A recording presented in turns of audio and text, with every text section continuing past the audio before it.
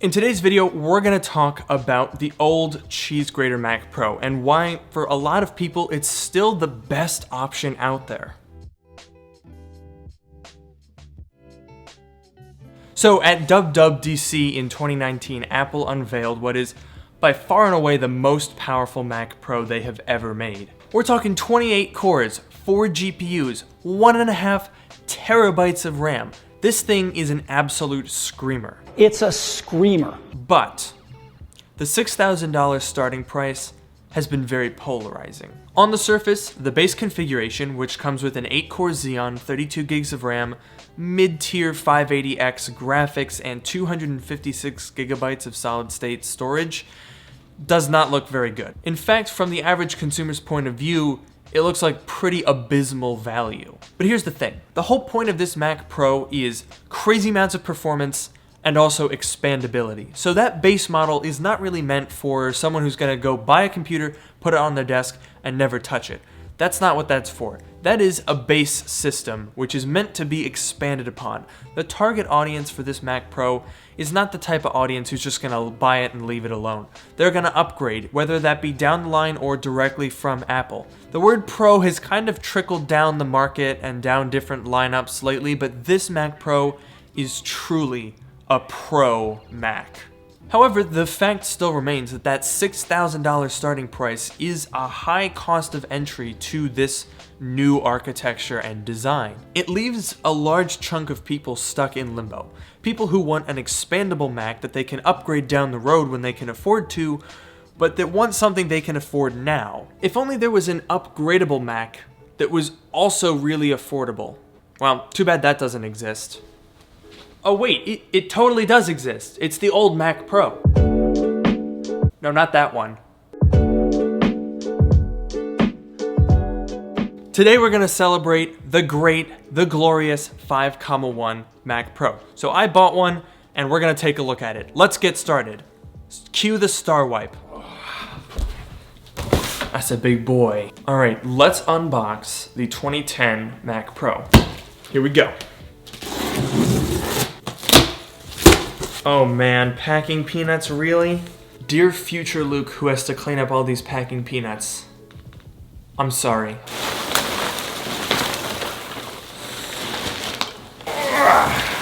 Oh man, it's everywhere!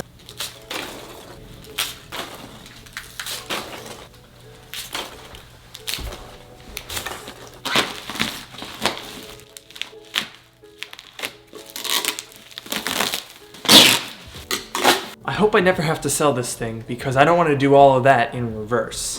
Let's start by checking out our CPUs and RAM. If only it were this easy in every other Apple product.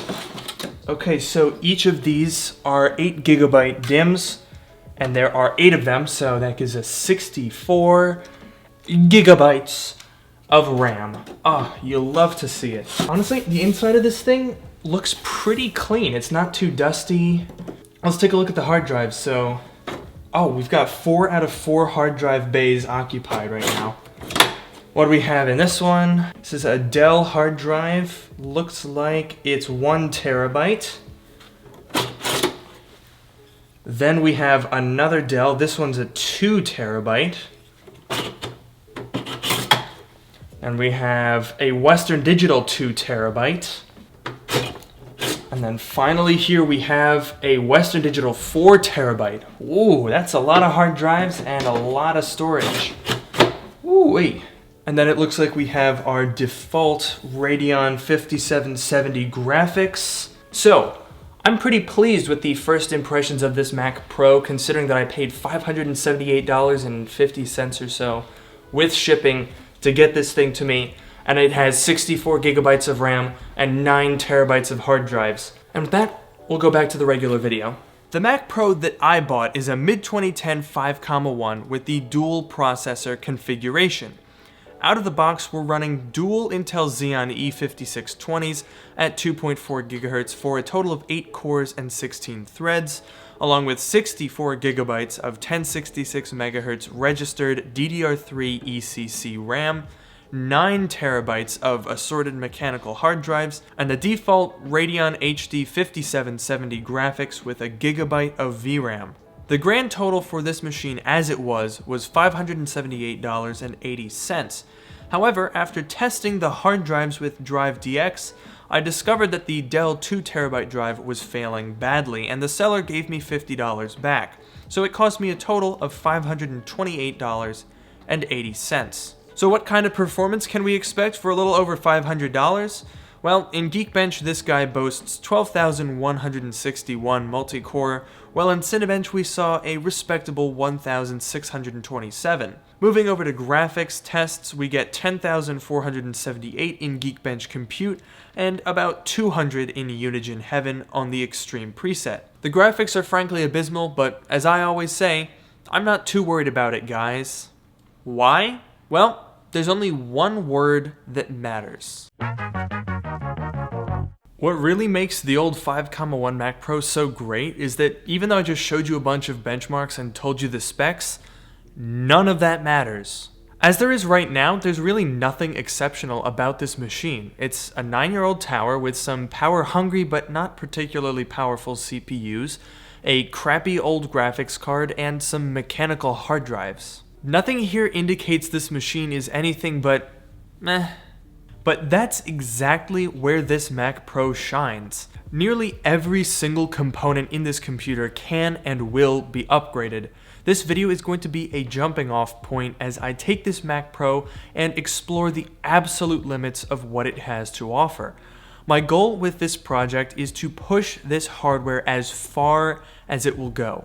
But I also want to simplify and clarify the upgrades and process of upgrading with this machine as much as possible. That's one of the reasons I bought a 2010 5,1 Mac Pro instead of going for a 4,1 and flashing it over. While you can definitely do that and in theory save some money, I want to put the most powerful CPUs this chassis can run. And to do this in a 2009, you have to either delid the CPUs, which can be very tricky, or spend about $100 extra to buy CPUs that have already been delidded, at which point you're pretty much negating the cost savings anyway. So for me, it's worth a little bit of extra cash for that added convenience. One of the things that makes this machine so much fun to work on is the vast community of people that are dedicated to testing, posting, and discussing their results with this machine. This community allows us to get a ton of answers and help us with every step of this upgrade. So of course, with everything that I'm going to be doing, I will have the parts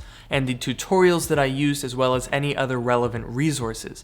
So make sure you're subscribed to the channel to follow along as I go through and take this thing to the max. So all of that is to come, but for right now, let's start with a few key notes and limitations of these devices. As versatile as this machine is, it is still from 2010, so there are some things we can't really get around, such as PCIe 2.0, CPUs that can only really be upgraded to Westmere Xeons, which are decently powerful and affordable, but are going to limit you nonetheless. One example, and something you should keep in mind if you want to upgrade the graphics on pretty much any Mac Pro, on the logic board there are two mini 6-pin power outputs that can be adapted to regular 6 or 8-pin connectors to power graphics cards.